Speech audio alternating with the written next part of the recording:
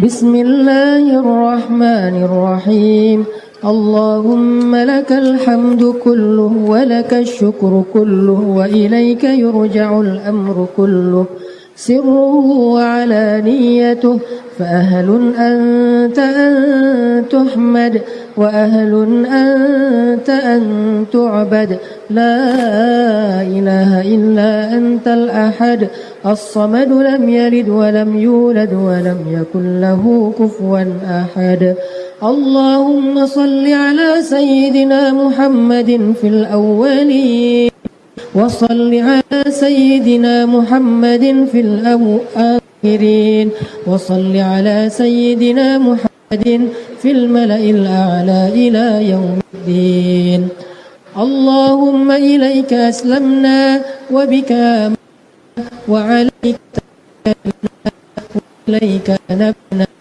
بك حاكمنا نعوذ بعزتك أن تضلنا أنت الحي الذي لا يموت والجن والإنس يموتون اللهم إنك قلت وقولك الحق ادعوني أستجب لكم ها نحن ندعوك كما أمرتنا فاستجب لنا كما وعدتنا يا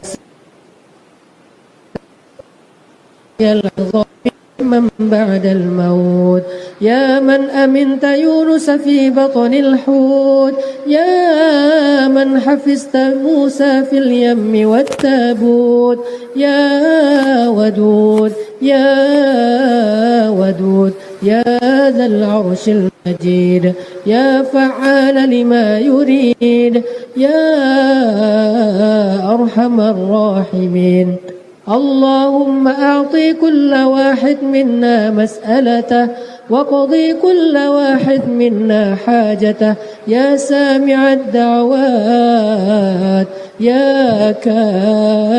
يا قاضي الحاجات ربنا آتنا من لدنك رحمة وهيئ لنا من أمرنا رشدا واجعل لنا من كل ضيق مخرجا ومن كل هم فرجا ومن كل عسر يسرا ربنا آتنا في الدنيا حسنة وفي الآخرة حسنة وقنا عذاب النار وأدخلنا الجنة مع الأبرار يا عزيز يا غفار يا رب العالمين Al-Fatihah. Malam ini kita akan belajar tentang sesuai dengan pesanan dari panitia tentang mental issue. Saya disclaimer sedikit, mental issue itu berbeda dengan masalah jiwa. Jadi bukan penyakit jiwa ya, tapi penyakit mental. Karena itu dua hal yang berbeda. Dan insya Allah nanti ketika kita ngobrol tentang isu mental, saya juga akan coba hubungkan dengan konteks kita hari ini yang sedang memasuki tahun baru Hijriah dengan isu tentang hijrah. Moga-moga hijrah dan mental issue ini bisa menjadi sebuah insight bagi anak-anak muda, khususnya yang mungkin diam-diam sekarang sedang memiliki mental problem. Yang pertama yang ingin saya sampaikan teman-teman, tidak ada satupun masalah dalam kita yang tidak ada solusinya dalam Islam, itu nggak ada. Jadi hal ini kita perlu clear dulu nih. Karena di luar sana banyak orang yang ngomong gini, masalah mental nggak usah bawa-bawa agama. Masalah hidup nggak usah bawa-bawa agama. Masalah hubungan, masalah patah hati, masalah independent woman. Apa itu independent woman? Ya, itu nggak usah bawa-bawa agama. Seolah-olah agama itu hanya tentang ibadah, tentang zikir, tentang masjid. Di luar masjid rasa-rasanya kalau bawa-bawa agama itu nggak nyambung katanya. Maka saya pengen anak-anak muda ini punya mindset yang sama. clear dulu tentang poin bahwa tidak ada satupun urusan hidup kita, tidak ada satupun masalah dalam hidup kita yang tidak ada solusinya di dalam Islam, di dalam syariat. Kalau kita ngerasa punya masalah tapi tidak menemukan solusinya di dalam Al-Quran, tidak menemukan solusinya di dalam sunnah, tidak menemukan solusinya di dalam syariat, masalahnya adalah kita belum memahami Islam secara dalam. Maka jalan keluarnya belajar lagi. Belajar lebih banyak lagi, dengarkan lebih banyak kajian lagi, baca lebih banyak buku lagi, cari lebih banyak referensi lagi. Karena kita sebagai seorang mukmin punya keyakinan semua urusan hidup kita itu sudah diatur di dalam agama. Mau urusan pribadi, urusan keluarga, urusan masyarakat, urusan negara, urusan masjid, urusan pasar, urusan perasaan, urusan mental, urusan jiwa, urusan pikiran, semuanya. Hal-hal yang serius, bahkan sampai hal-hal yang gimmick sekalipun, semuanya sudah diatur dan dijelaskan di dalam Islam. Makanya Islam itu disebut dengan agama yang sempurna. Al-yawma akmaltu lakum dinakum wa atmamtu alaikum ni'mati. Hari ini kata Allah, aku sempurnakan untuk kalian agama kalian dan aku utuhkan untuk kalian nikmat bagi kalian. Maka ketika kita bicara salah satu isu tentang hidup kita, sebutlah malam ini kita mau bicara tentang isu mental. Maka bukan sesuatu yang berlebihan. Kalau kita ngomongin mental issue, terus kita kaitkan dengan agama, itu bukan sesuatu yang berlebihan. Dan itu juga tidak termasuk dalam konteks judgment atau menghakimi. Seolah-olah orang yang kena mental problem, agamanya kurang, imannya kurang. Bukan dalam konteks itu. Tapi dalam konteks mencari petunjuk. Dalam konteks mencari bimbingan, dalam konteks meminta Allah Subhanahu wa taala untuk menyembuhkan kita. Karena Allah Asy-Syafi, Allah yang Maha Penyembuh, baik zahir maupun batin. Makanya teman-teman di dalam Al-Qur'an, ketika Allah menjelaskan tentang isi kandungan Al-Qur'an, salah satunya Allah bilang gini. Syifa'un wa syifa'un lima fis sudur. Al-Quran itu adalah syifa. Al-Quran itu adalah penyembuh, bukan obat. Karena ada obat yang tidak menyembuhkan.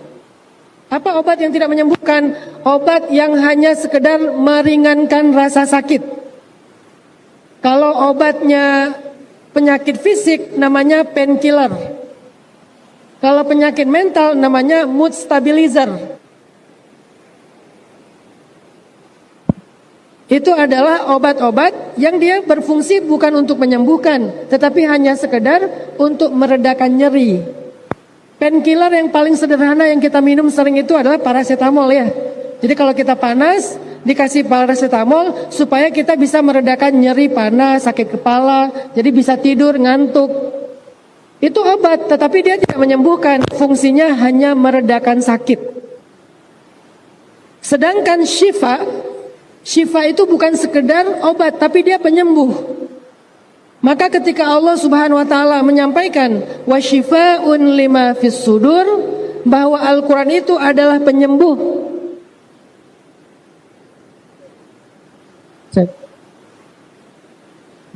Bahwa Al-Qur'an itu adalah penyembuh terhadap apa-apa yang ada di dalam sudur atau sadar.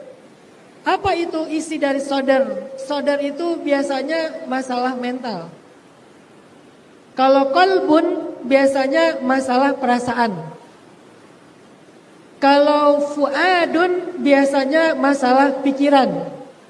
Masing-masing dia punya peran. Kalau sadar biasanya isunya tuh isu mental. Alam nashrah laka sadrak wa wada'na 'anka wizrak alladzi anqadha dhahrak. Kemudian nanti ada ayat setelahnya, fa inna ma'al usri yusra fa idza faraghta fansab wa ila rabbika farghab. Jadi ketika Allah bicara tentang sadar, itu isunya tuh isu mental. Kalau Allah bicara tentang qalbun, isunya itu isu perasaan. Kalau Allah bicara tentang fuadun, isunya adalah isu mindset.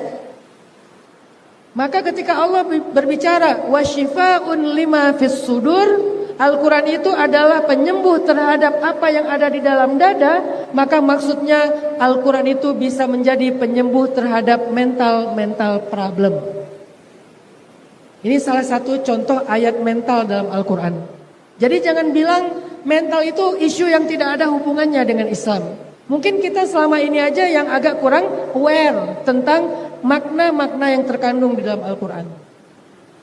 Nanti ada lagi ayat mental yang lain, misalnya innal insan khuliqa halu'a idza massahu syarr jazu'a wa idza massahul khair manu'a. Apa itu halu'a? Halu'a itu adalah swing mood. Dan salah satu contoh mental problem yang berhubungan dengan mood yang sangat mudah berubah itu adalah bipolar disorder. Sehingga Allah mengatakan manusia itu mudah sekali berubah. Manusia itu mudah sekali terbolak-balik. Halu'a, idza massahu syarr jazu'a, tiba-tiba dia sedih banget.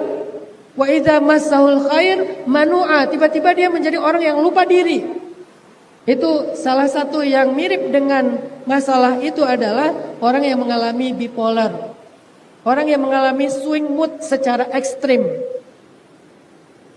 Atau dalam hadis Nabi SAW menyampaikan ada dua pokok dari masalah mental. Dari dua inilah kemudian muncul banyak varian-varian mental problem. Mental yang pertama adalah problem mental yang pertama adalah hammun atau humumun. Problem mental yang kedua adalah hazanun atau ahzan.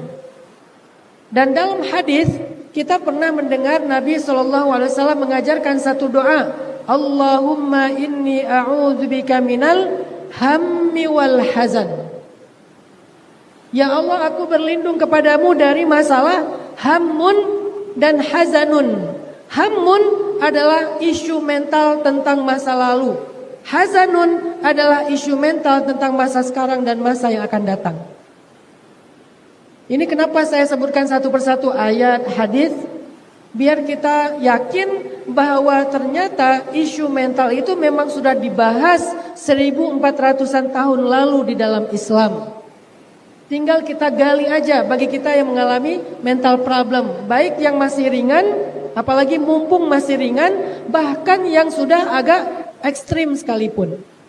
Skizo, mungkin depresi, anxiety disorder, dan segala macam trauma, segala macam varian-varian mental problem sebetulnya itu terkandung di dalam dua aja. Kalau enggak hammun, hazanun.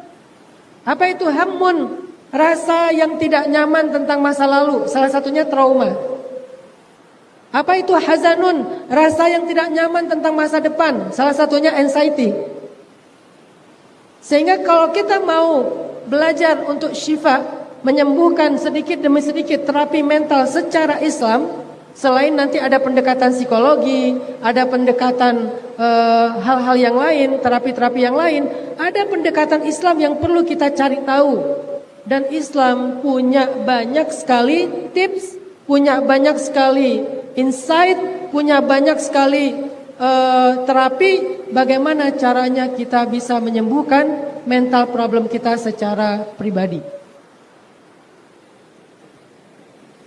Satu ayat lagi tentang pentingnya isu mental ini dalam Islam. Jadi jangan berpikir bahwa dakwah itu bahas cuman bab yang tadi, sakaratul maut, siksa kubur, apalagi ya, surga neraka, bab tentang halal haram, itu semuanya penting. Tapi kalau kita ngelihat konteks, karena jamaah saya itu anak muda, hari ini yang paling darurat dari anak muda itu salah satunya adalah masalah mental.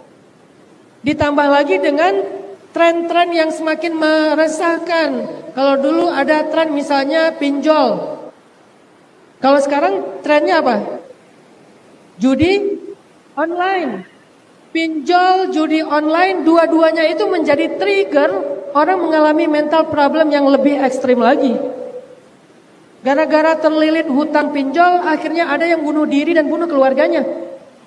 Gara-gara dia terlalu semangat untuk ikut judi online, akhirnya dia melakukan kriminal. Akhirnya dia melakukan banyak sekali kejahatan-kejahatan. Dan ini semuanya masalah mental. Kenapa orang kok mau judi online? Karena secara mental dia terlalu pragmatis, pengen cepat kaya, pengen jadi crazy rich, pengen jalan-jalan ke Korea, pengen punya mobil baru. Dia orang yang pragmatis. Sehingga karena pragmatismenya, karena pengen cepat kaya, cepat stres juga. Dan hari ini kita melihat fenomena banyak sekali, bukan hanya anak muda ya, orang-orang dewasa juga dengan judi online-nya menjadi orang yang luar biasa sakit mentalnya. Bahkan kalau kita bicara tentang mental problem bukan hanya anak muda, orang tua juga banyak yang mengalami mental problem. Anak muda jadi korbannya. Contoh tentang masalah parenting, peran ayah, peran ibu, itu semuanya gara-gara masalah mental.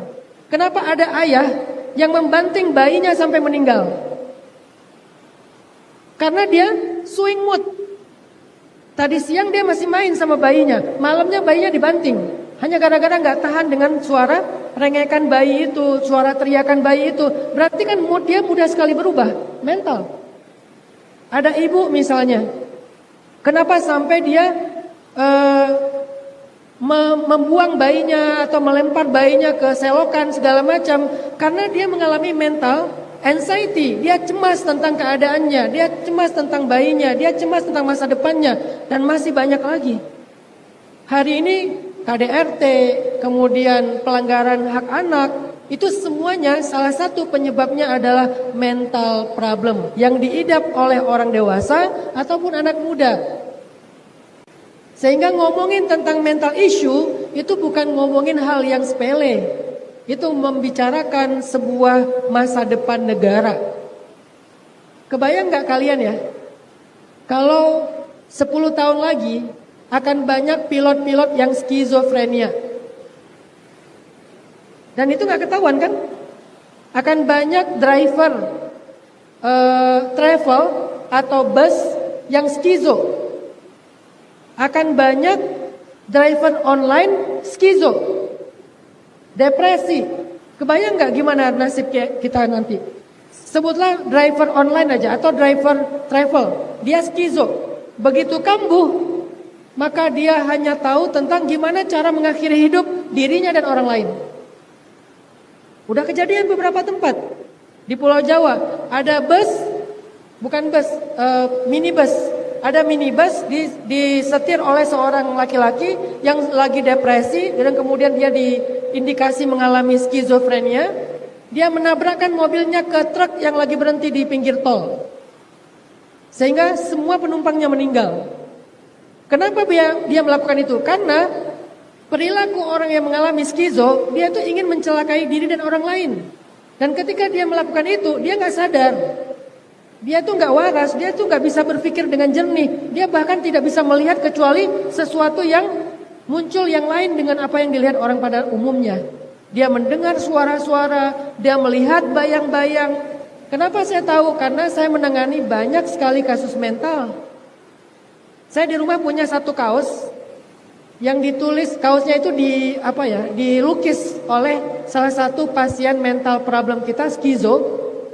Tapi umurnya sekitar 10 tahun. Dan dia udah meninggal sekarang. Dia pernah ngasih saya satu kaos. Dan kaos itu dilukis di depannya sama dia sebagai penderita skizo. Isi dari lukisan itu adalah lukisan yang agak abstrak, yang tidak terlalu jelas. Tapi ada bayang-bayang kayak orang yang berteriak, orang yang melotot, orang yang tapi bayang-bayang itu gak terlalu jelas. Cuman ada gambaran-gambaran wajah yang berteriak, melotot, kayak cakar-cakaran. Itu digambar menjadi satu gambar yang sangat acak di kaos pasien mental skizofrenia tersebut. Tahu nggak gambar itu apa? Itulah yang dia lihat ketika dia sedang kambuh. Dia tidak melihat manusia secara normal. Dia tidak melihat manusia secara umum. Bahkan dia tidak melihat keluarganya, anaknya, pasangannya. Dia nggak ngelihat. Dia cuma ngelihat bayang-bayang itu. Siapa yang mau mengerti tentang mereka? Apakah mereka hanya orang-orang yang kurang beruntung lalu diabaikan? Bagaimana kalau ini menjadi sebuah fenomena? Nanti kita akan mendapatkan pemimpin-pemimpin yang skizo. Kebayang nggak aparat skizo? Gimana tuh? Dia megang pistol, tapi dia skizo. Orang skizo nggak megang pistol aja bahaya ya, apalagi skizo megang pistol, skizo megang senjata. Wah, bahaya sekali itu. Maka bicara tentang mental sejak zaman Nabi adalah bicara tentang sesuatu yang penting. Dulu istilahnya adalah tazkiyatun nafs. Di zaman dulu isu mental itu istilahnya adalah tazkiyatun nafs. Dan tazkiyatun nafs ternyata adalah salah satu tujuan Allah mengutusnya para nabi. Untuk membersihkan jiwa mereka, nafs mereka, mental mereka, perasaan mereka, fikiran mereka. Karena nafs ini luas, lebih luas daripada sadar, qalbun dan segala macam. Allah Subhanahu wa taala berfirman di dalam surat Al-Jumu'ah ayat kedua. Kata Allah, A'udzu billahi minasy syaithanir rajim. Bismillahirrahmanirrahim. Huwallazi ba'atsa fil ummiyina rasulan minhum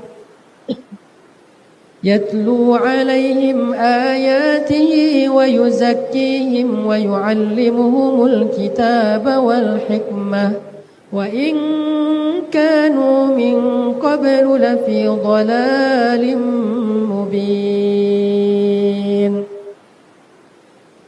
Di dalam ayat yang lain Allah juga berfirman, Rabbana wab'ats fihim rasulan minhum yatlu 'alaihim ayatik wa yu'allimuhumul kitaba wal hikmah wa yuzakkihim innaka antal azizul hakim. Di dalam dua ayat ini, yang satu di surat Al-Jumu'ah, yang satu di surat Al-Baqarah, Allah menjelaskan tentang misinya seorang Rasul, misinya Nabi Muhammad. Apa misinya Nabi Muhammad? Salah satunya adalah wa yuzakkihim. Salah satu di antara misi kenabian itu adalah wa yuzakkihim, mensucikan mereka. Apa arti mensucikan mereka? Tazkiyatun nafs, membersihkan diri mereka. Diri di sini adalah sesuatu yang sifatnya di dalam, bukan di luar. Kalau di luar namanya jasad. Membersihkan di dalam diri mereka apa-apa yang menjadi masalah. Salah satunya adalah mental problem. Jadi istilah mental problem adalah istilah kekinian yang dalam Islam dulu dikenal dengan istilah tazkiyatun nafs. Dikenal dengan istilah pembersihan dalam diri kita. Mental, jiwa, hati, mindset, perasaan. Itu ternyata tazkiyatun nafs. Sehingga para ulama banyak menulis kitab tentang tazkiyatun nafs. Salah satu kitab tazkiyatun nafs yang paling populer dikenal dengan nama Ihya Ulumuddin yang ditulis oleh Imam Al-Ghazali. Maka muncullah metode Ghazalian tentang bagaimana menyelesaikan mental problem. Maka kesimpulannya teman-teman yang dirahmati Allah, untuk poin yang pertama malam ini, mental problem adalah salah satu masalah hidup yang dianggap penting oleh Islam dan sudah ada tuntunannya di dalam Al-Quran dan Sunnah bagaimana harusnya kita bisa survive dari masalah-masalah tersebut. Ini poin pertama. Sehingga saya menghimbau para da'i, para guru, para dosen untuk lebih concern tentang isu ini. Karena kita hari ini mungkin ngerasa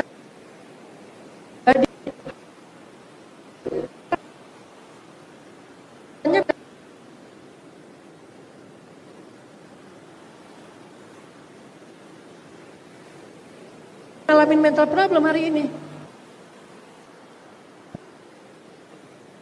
Melempar bensin ke temennya dan kemudian terbakar.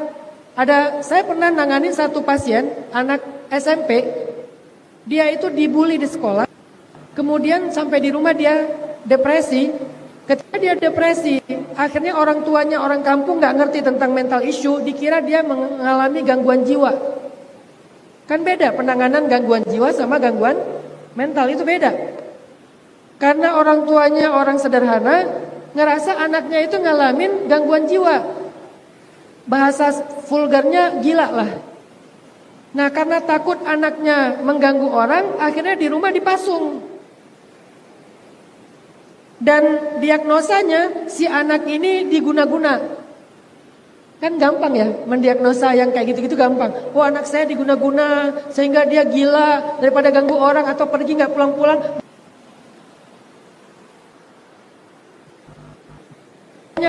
Sakit mental itu SMP sampai SMA dia dipasung lebih dari 3 tahun. Dan saking lamanya dipasung di ruangan itu, maaf, perilakunya sudah berubah tidak lagi seperti manusia sampai dia makan kotorannya. Karena disisir selama bertahun-tahun nggak pernah mandi, bayangin bertahun nggak mandi. Yang tadinya cuma mental problem jadi double mental dan jiwa sekaligus. Akhirnya kita jemput, kita terapi. Setelah setahun dalam terapi kita, alhamdulillah tahun 2023 kemarin pas acara peringatan 17 Agustus, dia menjadi salah satu pengibar bendera dalam upacara 17 Agustus. Survive, alhamdulillah. Apa triggernya? Bullying. Dia hanya dibully karena dia anak yatim. Jadi karena status anak yatim dibully, karena status nggak naik kelas dibully, karena status mungkin ada sesuatu yang dianggap jelek pada fisiknya dibully. Bukankah pelakunya juga mengalami mental? Begitu juga dengan korbannya, sehingga mental issue adalah masalah kita bersama.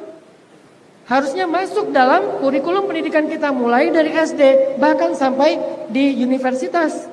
Kalau nggak masuk dalam kurikulum yang formal, minimal masuk dalam kurikulum yang tidak formal. Karena ini udah jadi darurat.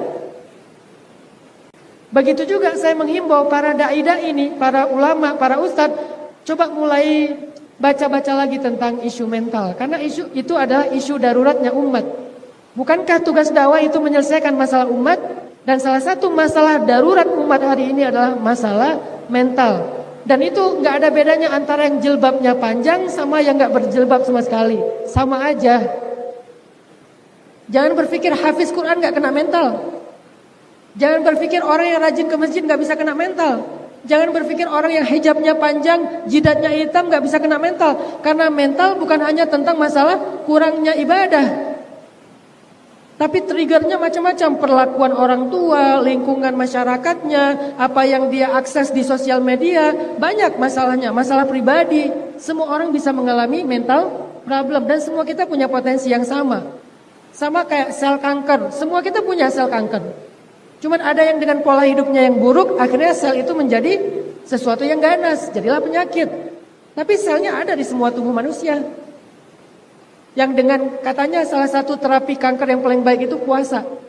Karena ketika kita puasa, maka tubuh kita akan menjadikan sel-sel kanker itu mati. Karena dia mengkonsumsi organ-organ ataupun sel-sel itu dengan sendirinya. Begitu juga dengan problem mental. Maka Bapak Ibu teman-teman sekalian, bicara tentang mental issue, mental problem adalah bicara tentang Al-Quran, bicara tentang hadis, tentang syariat, bicara tentang Islam, bukan cuma bicara tentang masalah kekinian. Itu yang pertama. Yang kedua, saya akan ngasih beberapa contoh masalah mental dengan solusinya.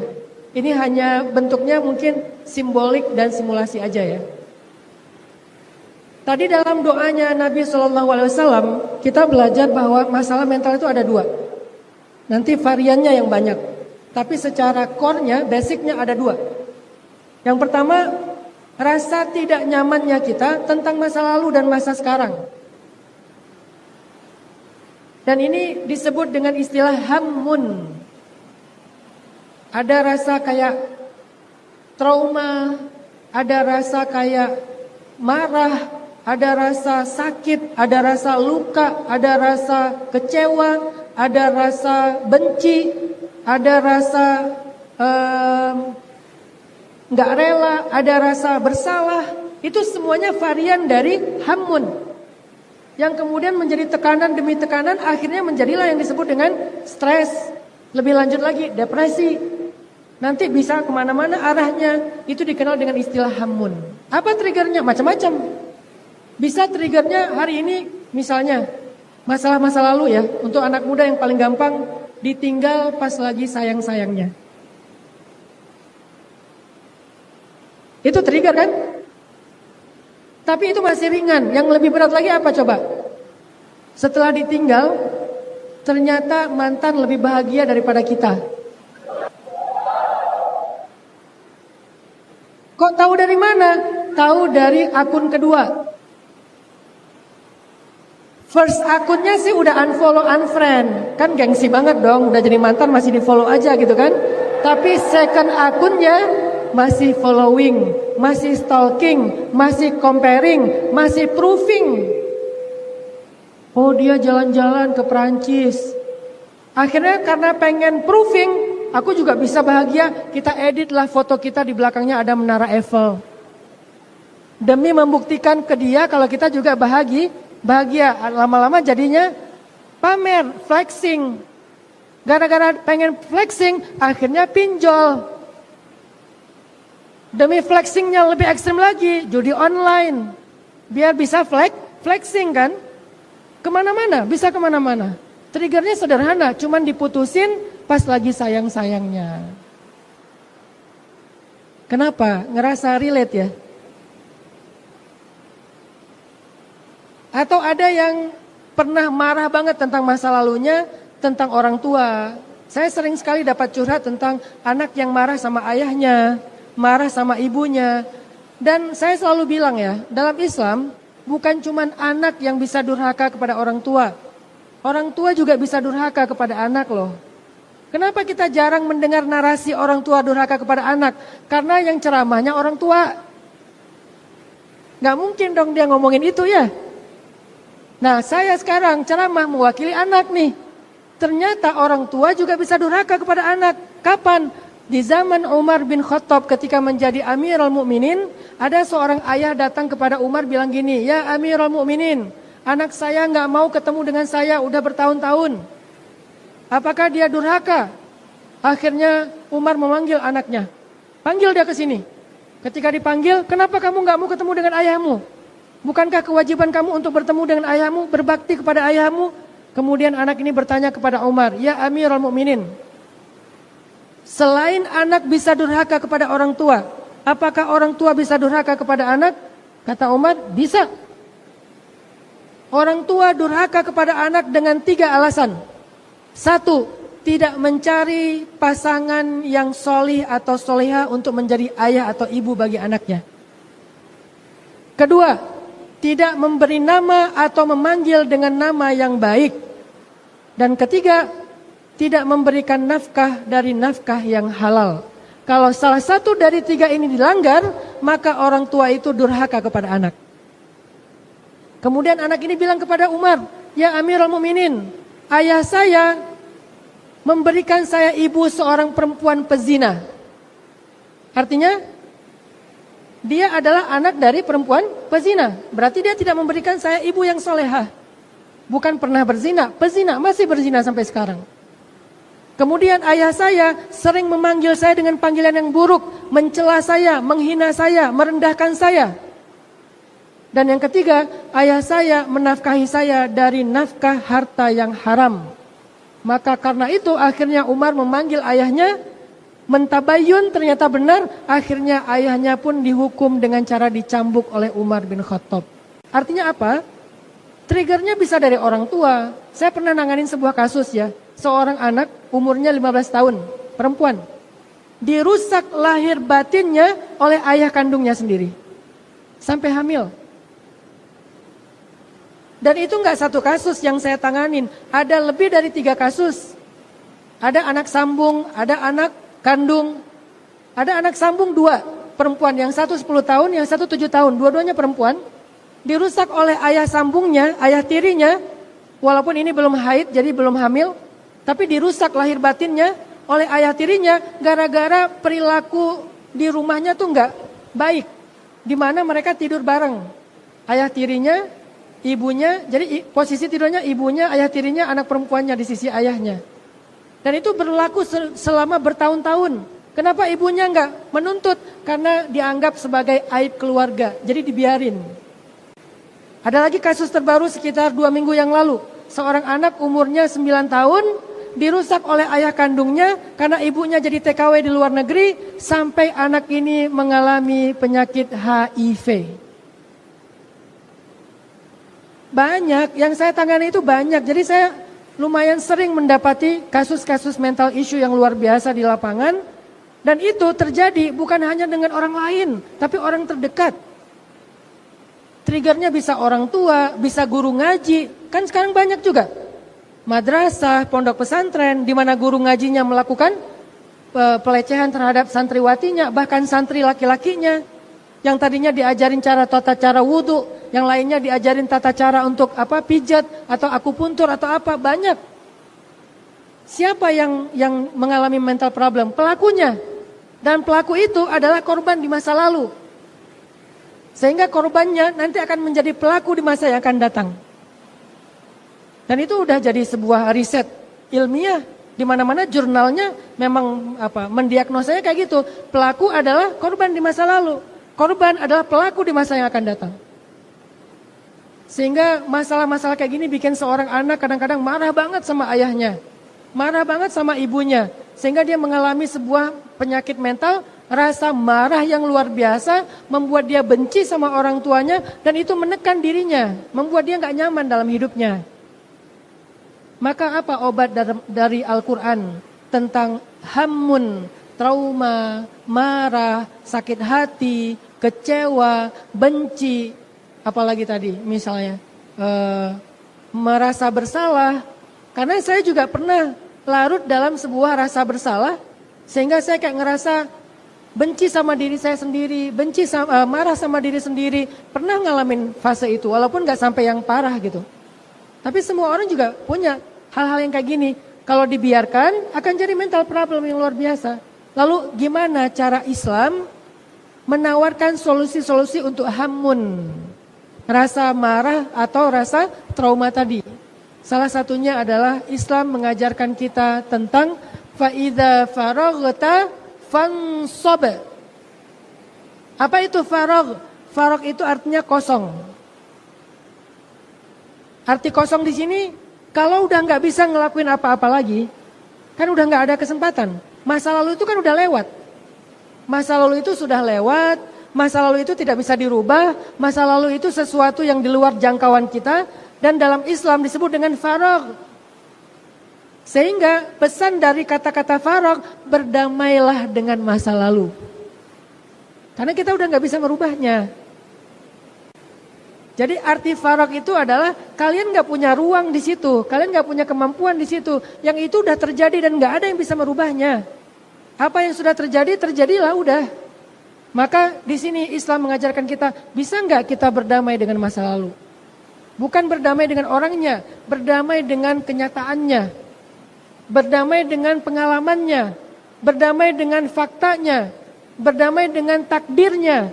Sehingga Nabi SAW mengatakan, kalau kalian mengalami sesuatu yang buruk, janganlah kalian berandai-andai dengan mengatakan lau. Karena lau membuka pintu syaitan. Syaitan bukan jenis. Syaitan bukan jin. Syaitan adalah sebuah keburukan. Kalau jin namanya jin.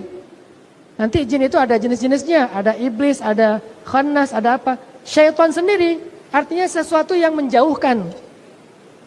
Jauh dari kebenaran, jauh dari normal, jauh dari yang baik. Itu namanya syaitaniyah. Nah kata Nabi, janganlah kalian mengatakan lau tentang masa lalu. Karena lau membuat kalian kesetanan. Apa arti kesetanan? Marah. Apa arti kesetanan? Benci. Apa arti kesetanan? Gak ridho. Apa arti kesetanan? Berandai-andai, coba kalau. Apa arti kesetanan? Menyalahkan diri sendiri. Sehingga Nabi mengatakan jangan katakan lau, tapi katakan qadarullah, sudah takdir Allah. Nah di dalam kalimat qadarullah itu ada pesan belajar damai dengan masa lalu teman-teman. Mungkin kita nggak bisa berdamai dengan orangnya, terlalu menyakitkan lah. Butuh waktu lah untuk berdamai dengan dia gitu kan ya. Apalagi kita ngelihat dia happy-happy aja, kayak nggak merasa bersalah, dia udah foya-foya, malah dia suka nyindir-nyindir di WA story, dia nyindir-nyindir di status misalnya, ya susah berdamai dengan dia. Kalau kita belum mampu berdamai dengan orangnya, belajarlah berdamai dengan kondisinya, dengan kenyataannya, dengan pengalamannya, dengan takdirnya. Itu udah terjadi. Jangan katakan seandainya, katakan saja qadarullah, itulah takdir Allah bagi saya. Fa idza faraghta, sehingga kita bisa berdamai dengan masa lalu, baru fansob. Sekarang tugas kita adalah yang kita bisa lakukan dan perbaiki itu adalah masa sekarang dan masa yang akan datang. Fansob, maka fokuslah, bersungguh-sungguhlah. Umar pernah kayak gitu. Umar awal-awal masuk Islam, dia ngerasa sangat bersalah dengan dirinya. Dia merasa sangat bersalah karena dulu pernah memusuhi kaum muslimin. Banyak yang dia cambuk, yang dia pukul, yang dia penjara, yang dia siksa. Termasuk Nabi hampir dia bunuh. Sehingga ketika dia masuk Islam dapat hidayah, dia mengalami rasa penyesalan yang luar biasa. Rasa bersalah yang luar biasa yang bikin dia gak bisa tidur bermalam-malam. Akhirnya dia datang kepada Rasulullah, dia katakan, ya Rasulullah, dulu saya pernah melakukan ini, saya pernah melakukan itu dan seterusnya. Gimana cara saya untuk bisa berdamai? Gimana cara saya untuk bisa memaafkan diri saya? Apa kata Nabi? Tebuslah dosa masa lalumu wahai Umar dengan kebaikan-kebaikan yang sejenis di masa sekarang.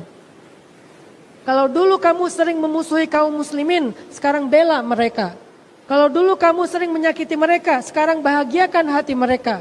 Kalau dulu kamu memusuhi Rasulullah, sekarang jadilah pelindung Rasulullah. Pokoknya apa kesalahan di masa lalu, tebus dengan kebaikan yang sejenis di masa sekarang. Itulah cara kita memperbaiki masa sekarang dan masa yang akan datang. Syaratnya berdamai dulu dengan masa lalu. Ya udahlah, sudah terjadi. Saya pernah merasa sangat feeling guilty menjadi seorang ayah. Kenapa? Karena ini terutama buat anak-anak pertama ya. Di sini ada anak saya Aisyah, Maryam. Saya ngerasa ketika mereka masih kecil, waktu saya sedikit buat mereka. Soalnya namanya keluarga baru kan. Seorang ayah baru merintis usaha, masih sibuk, jarang di rumah. Pagi udah keluar, pulangnya malam, anak udah tidur. Pas dia keluar, anaknya baru siap-siap mau sekolah. Jadi kayak terlalu banyak waktu yang saya lewatkan di masa kecilnya Aisyah dan Maryam. Saya sibuk dengan merintis usaha, saya dulu punya usaha bisnis, mulai percetakan buku, kemudian jual beli mobil, kemudian main properti. Saya punya cabang 60 cabang pulsa di Bandung. Jadi merintis banget, dan itu gak sehari dua hari, bertahun-tahun. Karena merintis, akhirnya saya gak punya banyak waktu dengan anak-anak. Tiba-tiba mereka udah SMA. Sekarang Maryam udah kelas 1 SMA, saya baru sadar, aduh udah lewat masa kecilnya Maryam. Sekarang yang kecil tinggal Yahya sama Ertuğrul. Makanya saya habis-habisan sama Yahya Ertuğrul karena dulu saya ngerasa nyesel banget dulu tuh. Nggak mandiin mereka, nggak nganterin mereka sekolah, nggak nemenin mereka sarapan. Pokoknya banyak momen-momen berharga saya lewatkan.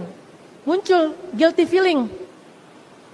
Tapi setelah saya tahu tips dari Rasulullah tadi, akhirnya saya nggak hanya larut di masa lalu. Karena saya nggak bisa rubah itu. Nggak mungkin kan Aisyah dan Maryam kecil lagi gitu.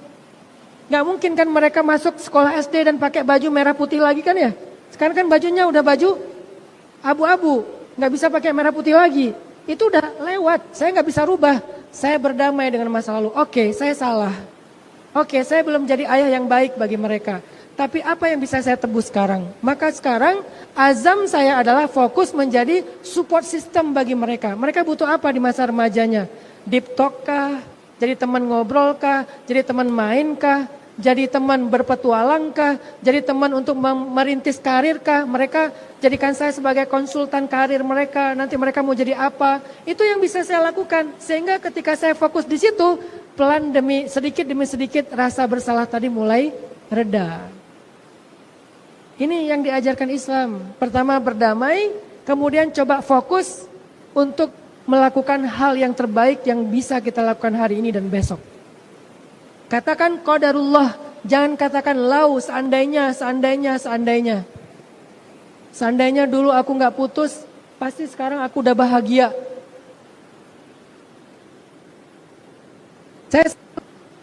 Ini mulai ya kuning ya. Pakai filter yang bagus, digeser filter yang paling putih ya. Quote-nya gini, bagi mereka yang udah patah hati, putus segala macam, ini quote-nya. Gak penting siapa yang pernah mematahkan kamu atau membuat kamu terluka. Yang terpenting adalah siapa yang bisa membuat kamu tersenyum lagi. Jadi orang yang hidupnya di masa lalu terus berandai-andai. Coba dulu aku agak sabar dikit, pasti kami gak putus. Coba kalau dulu kami gak putus, pasti sekarang udah bahagia. Coba kalau gitu kan. Nah kata-kata law ini terus menjadi syaitania, terus menyusahkan kita. Akhirnya kita gak pernah happy dengan masa sekarang, tapi juga gak bisa merubah masa lalu. Orang yang ada di sekeliling kita gak kita hargai, gak kita nikmati hidup bersama mereka. Gara-gara kita hidupnya di masa lalu. Fa'idha faraghta fansab. Udahlah, rilislah, udahlah, selesailah dengan masa lalu dengan cara berdamai. Sekarang fansab. Coba lihat, kamu punya cinta loh sekarang. Pasangan halalmu, anak-anakmu, kalau belum menikah, orang tuamu, saudaramu, sahabatmu. Bukankah itu cinta-cinta yang true love yang ada di sekitar kita? Bahkan unconditional love. Karena biasanya orang mengalami 4 cinta dalam hidupnya. Yang pertama adalah first love, cinta monyet. Kedua adalah hard love, cinta yang problematik. Ini yang bikin kita stres nih. Setelah ada hard love, biasanya kita diselamatkan oleh yang namanya unconditional love. Yang menerima kita apa adanya. Dan pada akhirnya kita akan mengenal siapa yang menjadi true love. Perjalanan cinta itu kayak gitu. First, hard, unconditional, baru true. Ngalamin nggak? Udah sampai di mana kalian? First. Ya udah, siapin ya mentalnya ya. Kalau nanti ada hard love-nya gitu. Enggak harus berurutan sih. Kadang-kadang first love jangan langsung jadi true love. Alhamdulillah. Tapi ada yang first love, dia hard love, dia unconditional love. Ada juga first love, ganti lagi hard love, ganti lagi unconditional love, ganti lagi baru true love. Allahu a'lam. Yang jelas sekarang ada true love dalam kehidupan kita. Ada orang tua yang mencintai kita tanpa pamrih. Ada saudara kita yang mencintai kita diam-diam. Ada sahabat kita yang mencintai kita di waktu susah. Ada pasangan kita yang mencintai kita dengan komitmen. Ada anak-anak kita yang mencintai kita dan gak akan pernah bisa jauh dari kita. Kenapa kita gak fokus dengan mereka aja? Fansab.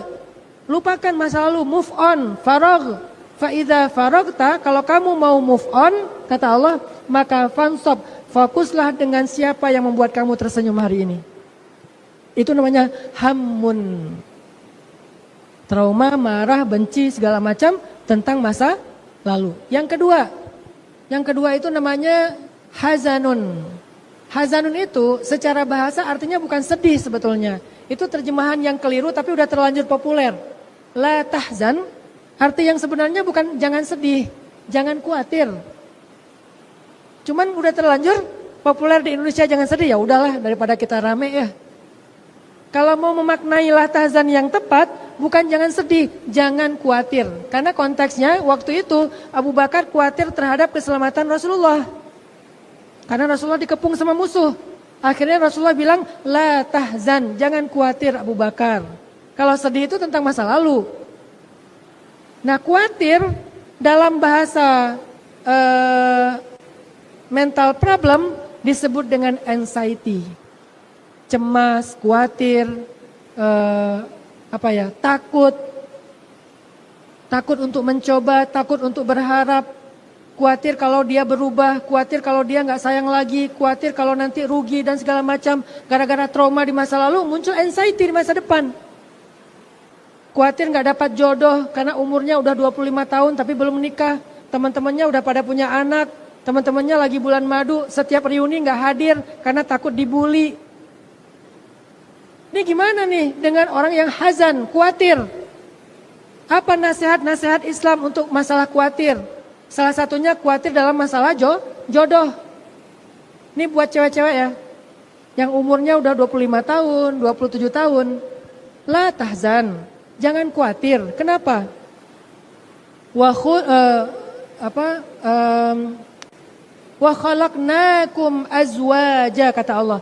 Semua manusia diciptakan oleh Allah itu dengan pasangannya. Kalian tuh cuman belum ketemu aja, bukan nggak ada. Sehingga nggak usah khawatir, belum ketemu aja. Kok belum ketemu Ustaz? Bisa jadi takdir kalian mirip dengan Sayyidah Khadijah. Siapa tahu calon suami kalian bedanya 15 tahun sama kalian. Jadi kalau sekarang kalian 25 tahun, suami kalian itu kelas 4 SD. Kan berarti kalau 25 tahun suaminya kelas 4 SD. Makanya sering-sering main ke SD dekat rumah. Cari yang paling mirip. Jodoh. Wah, ini nih. Dek, sini, Dek. Si adiknya datang. Ada apa, Kak? Coba lihat wajah kakak. Gitu. Dejavu nggak, Adek? Iya ya. Ketemu di mana ya, Kak ya? Di masa depan. Makanya saya selalu bilang, jangan cuman bikin video hi kids. Sesekali bikin video hi habi. Hai suamiku, gitu ya. Jangan lupa ngerjain PR. Karena dia masih kelas 4 SD. Jadi ngapain anxiety? Kenapa kita khawatir tentang jodoh? Bukankah Allah sendiri yang menjamin wa khalaqnakum azwaja, bahwa kami menciptakan kalian berpasang-pasangan? Artinya semua kita punya pasangan. Tapi Ustadz, kenapa ada yang meninggal belum menikah? Berarti dia menikahnya di surga. Karena dalam sebuah hadis riwayat Muslim, Nabi SAW bersabda, laisa fil jannati azab. Tidak ada di dalam surga itu orang yang jomblo. Di surga tidak ada jomblo, dan itu hadis riwayat Muslim. Di surga tidak ada jomblo. Jadi nggak usah khawatir, kalian nggak akan dibully di surga. Kalau nggak menikah di dunia, menikah di surga. WO-nya siapa? Wedding organizer, para malaikat. Yang mengakadkan siapa? Penghulunya, Allah langsung. Baju pengantinnya apa? Dari pakaian-pakaian sutra yang ada, yang terbaik yang ada di dalam surga. Sundus, istabrok, dan seterusnya. Diberikan makanan-makanan terbaik. Acara pestanya tuh pesta yang lebih mahal daripada pesta artis. Artinya nggak ada satupun yang nggak punya jodoh dan pasangannya. Semuanya punya pasangan. Ustadz, tapi ada yang sudah menikah kemudian cerai. Kalau gitu itu bukan jodohnya. Dia cuma hadir sebagai ujian dalam hidupnya, bukan sebagai jodohnya. Jangan khawatir, berarti belum ketemu sama jodohnya. Jangan trauma, kayaknya semua laki-laki sama. Nggak sama. Coba kalian lihat wajah-wajah laki-laki yang ada di atas, sama nggak? Kan nggak sama. Ada yang wajahnya maskulin banget, ada yang kayak opa-opa Korea, ya. Jadi maksudnya kalau dia menikah kemudian cerai, berarti pasangannya itu bukan jodoh dia, tapi ujiannya dia. Dia belum ketemu aja dengan jodohnya, maka jangan berhenti berharap, jangan berhenti berikhtiar, jangan berhenti memperbaiki diri dan memantaskan diri. Karena kamu sebetulnya belum ketemu aja, bukan gak ada. Ini nasihat Al-Quran tentang masalah jodoh. Sehingga anak-anak muda, udahlah, cobalah kalian fokus meningkatkan value diri kalian aja dulu. Bab jodoh insya Allah nanti datangkan di saat yang tepat. Kapan Ustadz saat yang tepat? Saat kalian sudah. Saat yang tepat bukan saat kalian menginginkan, tapi saat kalian sudah siap. Bisa jadi kalian menginginkan jodoh sekarang, tapi kalian belum siap, maka itu artinya belum saat yang tepat. Ada orang yang pengen nikah umur 7 tahun. Udah pengen nikah. Udah tepat belum? Belum, artinya emang belum waktunya. Ya sudah, nggak akan ketemu. Jadi kalau pengen cepat ketemu, pantaskan diri kita, tingkatin value diri kita, belajar yang rajin, berkarya yang banyak, jadilah laki-laki dan perempuan yang produktif, jadilah perempuan yang terhormat, laki-laki yang bertanggung jawab, punya banyak experience, pengalaman. Di dunia pendidikan dia sukses, di dunia kerja dia sukses. Ketika kalian sudah saatnya pantas, Ketika kalian sudah siap, Allah sendiri yang akan mengatur skenario bagaimana kalian akan bertemu dengan pasangan kalian. Gak perlu SMS nyasar, first comment, selalu yang jadi orang yang repost. Gak perlu caper-caperan di TikTok. Asalkan kalian sudah siap, Allah yang akan menjadi skenario untuk mempertemukan kalian. Maka tugas kita sekarang memantaskan diri. Bukan cuma menginginkan. Ini nasihat-nasihat Islam tentang mereka yang galau tentang jodoh, yang marah, yang trauma, yang sakit hati tentang diputusin. Jodoh kalian ada, bukan gak ada, cuman belum ketemu. Wa khalaqnakum azwaja. Kami ciptakan kalian berpasang-pasangan. Kalau yang belum menikah sudah meninggal, nikahnya di surga. Kalau yang sudah menikah bercerai, berarti itu bukan jodohnya tetapi ujiannya. Dia akan ketemu setelah itu dengan jodoh yang sebenarnya. Sayyidah Khadijah 3 kali menikah. Menikah yang pertama, meninggal suaminya. Berarti itu bukan jodohnya. Menikah yang kedua, cerai. Berarti bukan jodohnya. Baru yang ketiga ketemu dengan Nabi Muhammad, itulah jodohnya. Setelah 2 kali gagal menikah. 2 kali itu bukan jodohnya, tapi ujiannya. Yang satu diuji dengan kehilangan, yang satu diuji dengan pertikaian. Apalagi masalah kita tentang rezeki. Coba nanti baca lagi ayat-ayat tentang rezeki. Salah satunya misalnya di surat An-Naml, di surat An-Nahl, di surat Al-Qasas. Gimana Allah menceritakan tentang rezeki. Misalnya di An-Nahl. Allah bilang gini. Wa ya'lamu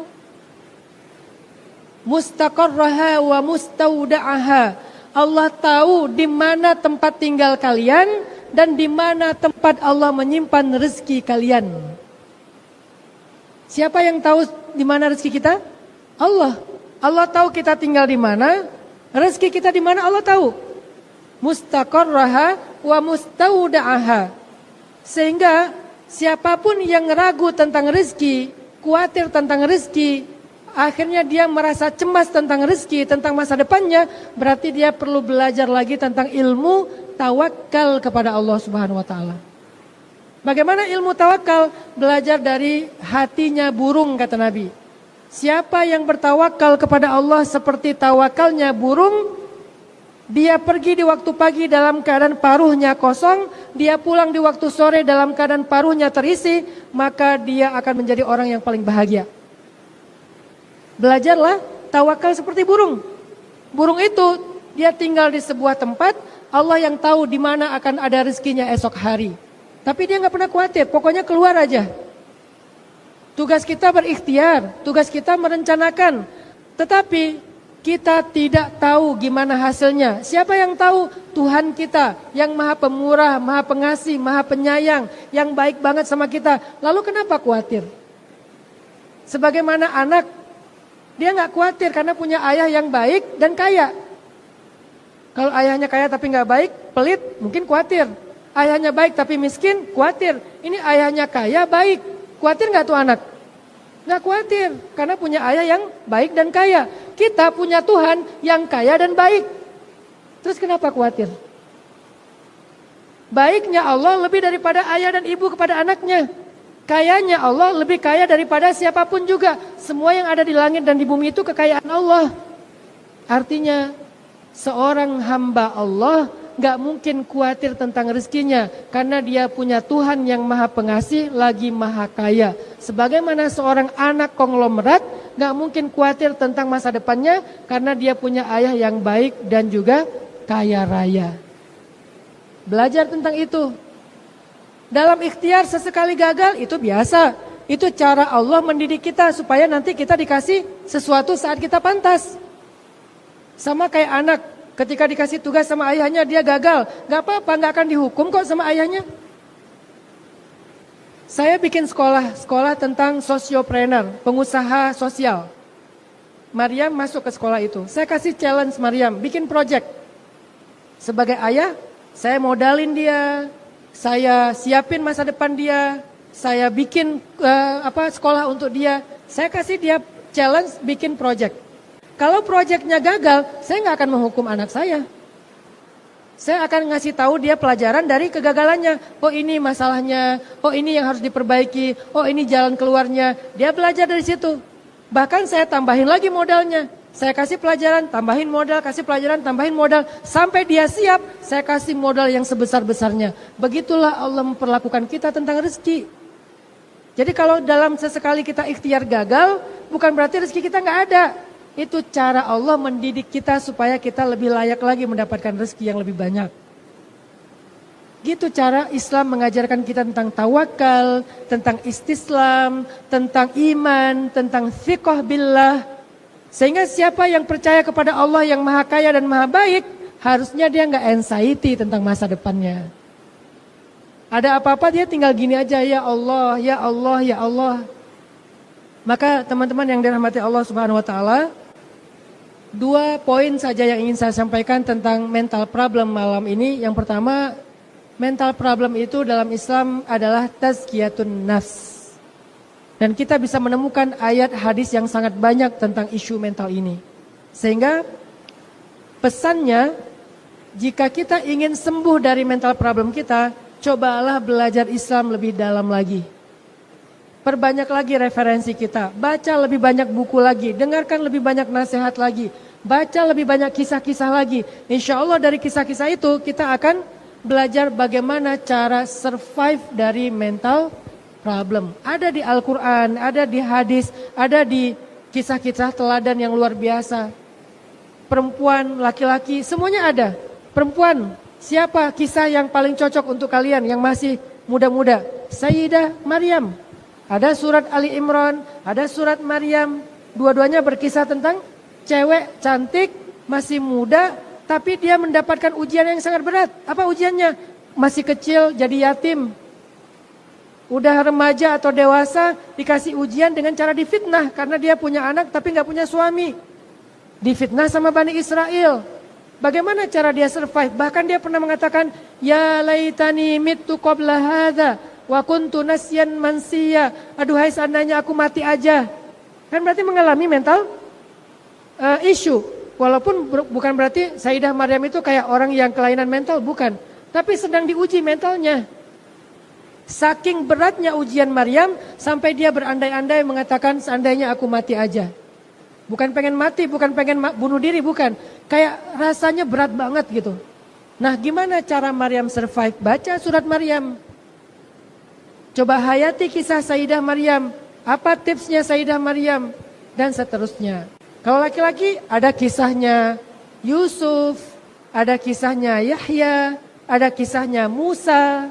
Itu semuanya anak-anak muda di zamannya. Yusuf ujiannya apa? Ujian dibully sama kakak-kakaknya. Bullying. Lalu difitnah oleh seorang perempuan. Lalu dipenjara.